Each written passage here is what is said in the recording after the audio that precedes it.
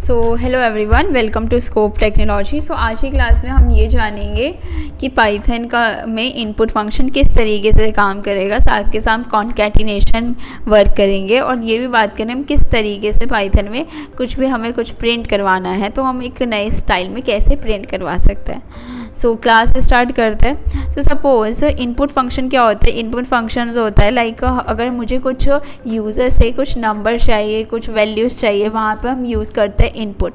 सो input क्या होता है। इनपुट सपोज यूज़र से मुझे इनपुट लेना है, कुछ वैल्यू चाहिए तो हम वहाँ पर इनपुट फंक्शन यूज़ करेंगे।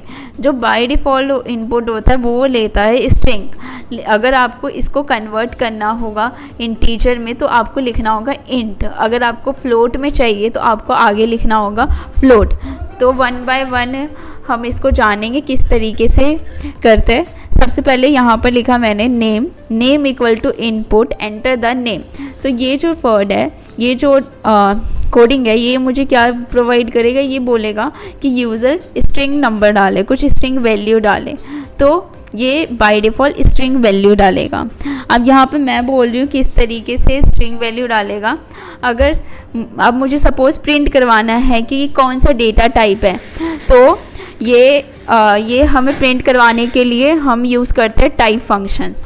देन अगर मुझे क्या करना है, मुझे इंट लेना है, मुझे कोई इंटीजर वैल्यू चाहिए तो वहाँ पर यूज़ करते हैं हम इंट।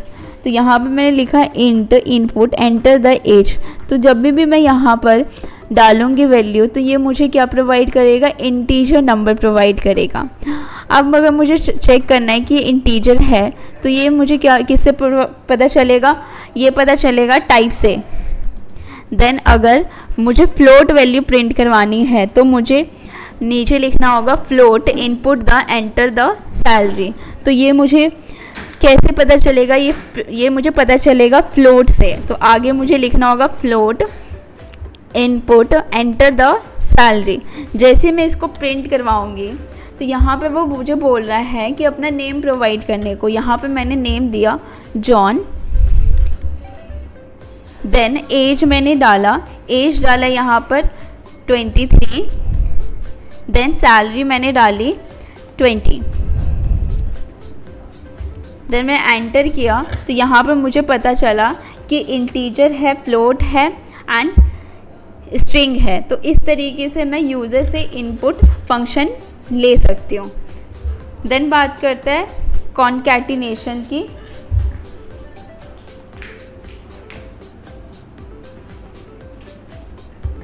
बात करते हैं कन्वर्जन की। कन्वर्जन क्या होता है। कन्वर्जन मुझे कन्वर्ट करना है इंटीजर को नंबर, इंटीजर को फ्लोट में, फ्लोट को स्ट्रिंग में। तो किस तरीके से मैं कन्वर्ट कर सकती हूँ। तो यहाँ पे मैंने सबसे जानेंगे ये हमें ज़रूरत क्यों पड़ी कन्वर्जन की। यहाँ पे मैंने दिया num1। नम क्या है, मेरा नंबर है। मैं बोलती हूँ इन enter the num1 and then मैं बोलती input enter the one number. तो ये मुझे दोनों दो नंबर प्रोवाइड करेगा। देन मैं क्या कर रही हूँ, नम को और num1 को ऐड करवा रही हूँ। तो यहाँ पे मैंने बोला 4 एंड देन मैं बोलती हूँ 5। तो ये मुझे रिटर्न क्या करेंगे 45। लेकिन मैं क्या चाहती थी, मैं चाहती थी कि वो 4 + 5 को ऐड हो, तो 9 चाहती थी। तो यहाँ पर मुझे ज़रूरत पड़ जाएगी कन्वर्जन की। क्यों, क्योंकि मुझे अब इसको कन्वर्ट करना होगा इंटीजर में। तो जब भी ऐसा केस होता है तो हम यहाँ पर लिखते हैं इंट।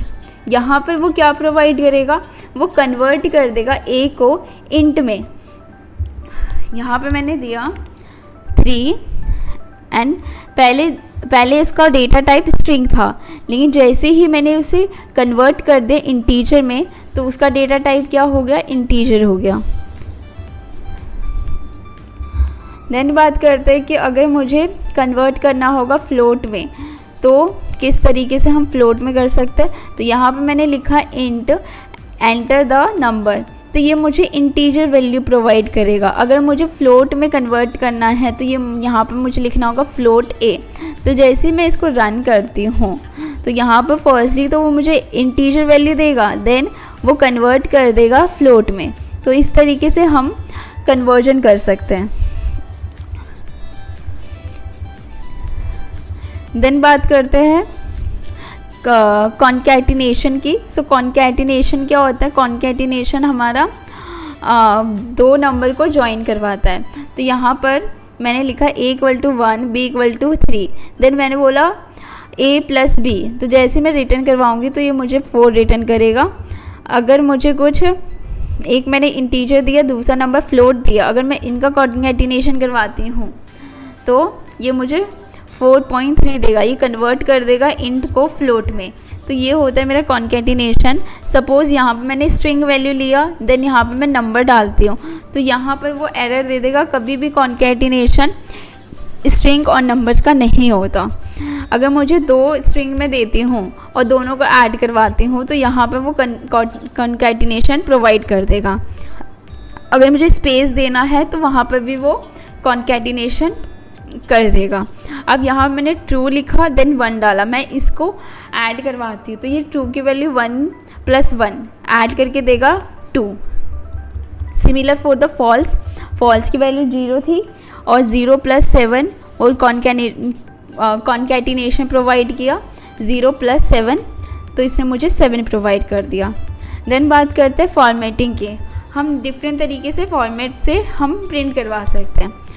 पहला तरीका होता है कि हम डायरेक्टली नेम डालें, देन कॉमा नेम डालें, तो ये तो मेरा स्ट्रिंग लेगा, साथ के साथ जहाँ पर नेम है यहाँ पर वो मैक्स डाल देगा। दूसरा तरीका होता है कि हम नेम इज़ डालें, देन नेम डालें, then age is, then age, तो जहाँ जहाँ कॉमा के बाद एज नेम है तो वो सारी वेरिएबल का जो वैल्यू है वो प्रिंट करेगा और जो स्ट्रिंग में है वो एज इट इज प्रिंट कर देगा। देन बात करते हैं %s %d, तो ये क्या है?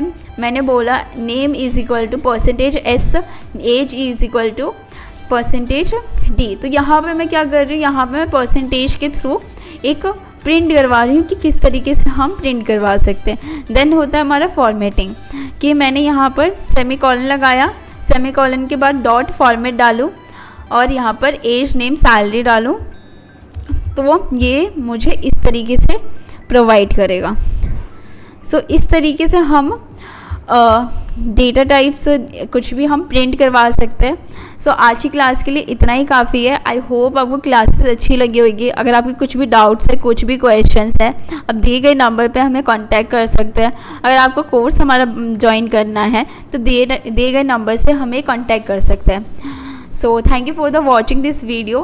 Please subscribe and bell icon our channel. So thank you for the watching.